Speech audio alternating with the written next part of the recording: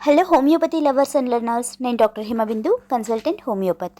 ఈ వీడియోలో మనం విటమిన్ బి12 గురించి, అది లోపిస్తే వచ్చే సమస్యల గురించి, లోపం రాకుండా ఉండాలంటే తీసుకోవాల్సిన ఆహార పదార్థాలు, జాగ్రత్తలు, నివారణ చర్యల గురించి, ఒకవేళ ఆహార రూపంలో కానీ మందుల రూపంలో కానీ విటమిన్ బి12 ఎక్కువగా తీసుకుంటే ఏమైనా సమస్యలు వస్తాయా అన్న విషయం గురించి, ఇంకా ఎలాంటి సందర్భాల్లో విటమిన్ బి12 లెవెల్స్ ఎక్కువ అవుతాయి, వాటికి గల కారణాల గురించి సమగ్రంగా తెలుసుకోబోతున్నాం.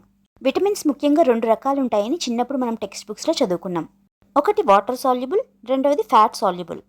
మన B complex and vitamin C అన్నవి వాటర్ సాల్యుబుల్ విటమిన్స్ కోవకు చెందుతాయి.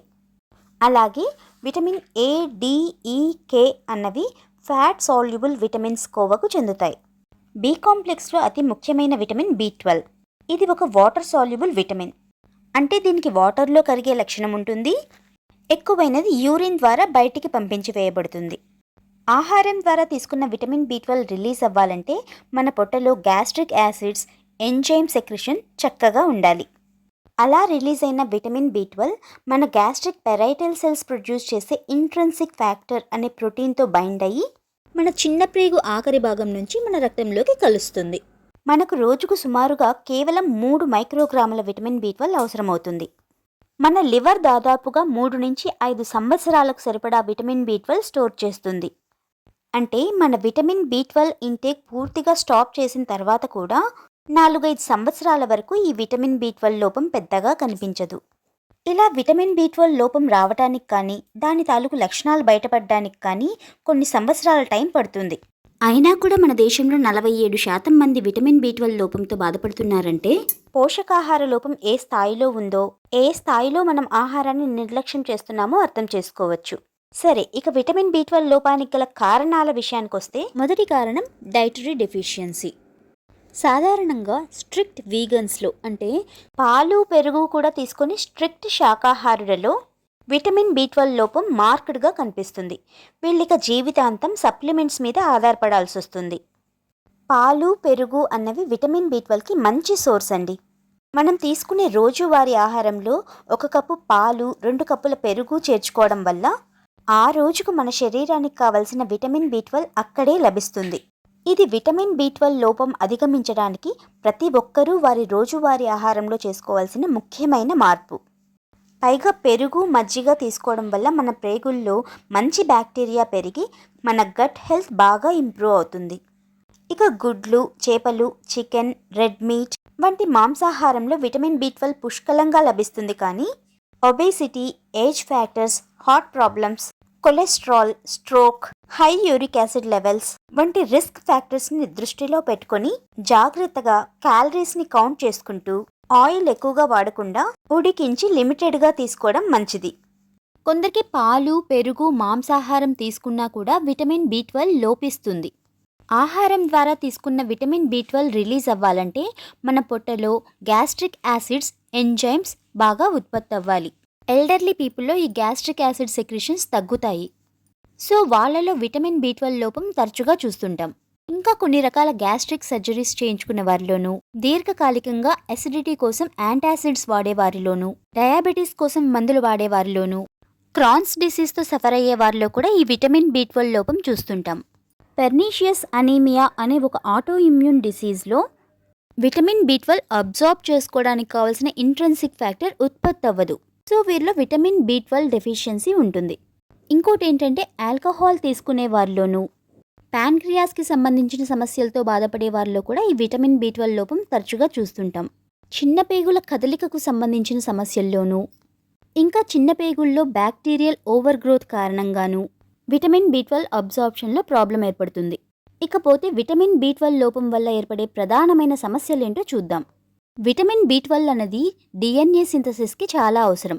విటమిన్ బి12 లోపించినప్పుడు డిఎన్ఏ సింథసిస్ ఇంపైర్ అవ్వటం వల్ల కణాలలో సైటోప్లాస్మిక్ డెవలప్మెంట్ బాగానే ఉంటుంది, కానీ న్యూక్లియర్ మెచ్యురేషన్ అన్నది ఆగిపోతుంది. మెగాలోబ్లాస్టోసిస్ అనే సమస్య ఏర్పడుతుంది. బోన్ మ్యారోలో మెచ్యూర్ అవ్వని పెద్ద రక్త కణాలు కనిపిస్తూ ఉంటాయి. అబ్నార్మల్గా ఉండే ఈ ఎర్ర రక్త కణాలు డెవలప్ అవ్వక బోన్ మ్యారోలోనే చనిపోతుంటాయి. అందువల్ల ఎర్ర రక్త కణాల సంఖ్య తగ్గి ఎనీమియా ఏర్పడుతుంది. బి12 లేదా ఫోలేట్ లోపం వల్ల ఏర్పడే ఈ అనీమియాని మెగాలోబ్లాస్టిక్ అనీమియా అంటాం. దీనివల్ల నీరసం, అలసట, ఒళ్ళు నొప్పులు, గుండెదడ, ఆయాసం, జుట్టు రాలటం, గ్రే హెయిర్, టంగ్ స్మూత్గా పేల్గా ఉండటం, విటిలిగో వంటి లక్షణాలతో పాటు కొన్నిసార్లు హార్ట్ ఫెయిల్యూర్ అయ్యే అవకాశం కూడా ఉంది.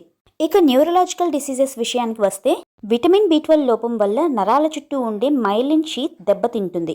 మెదడు, వెన్నుపాము, కంటి చూపుకు సంబంధించిన నరాలు, కాళ్ళు చేతుల్లో ఉండే నరాలు దెబ్బతింటాయి. కాళ్ళు చేతుల్లో స్పర్శ తగ్గడం, ముద్దుపారడం, తిమ్మిర్లు, మంట, సూదులతో గుచ్చినట్లుండటం, కంటి చూపులో తేడా రావటం, అటాక్సియా ఆఫ్ గెయిట్, నడకలో కోఆర్డినేషన్ లేకపోవడం, బ్యాలెన్స్ తప్పడం వంటి లక్షణాలు కనిపిస్తుంటాయి.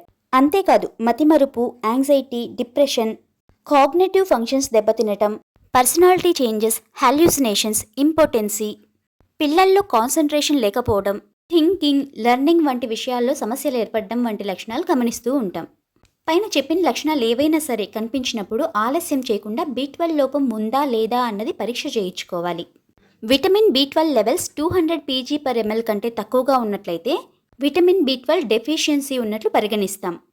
బి12 లెవెల్స్ కనీసం 400 నుంచి 600 pg/ml ఉండేలా చూసుకోవడం చాలా ఇంపార్టెంట్.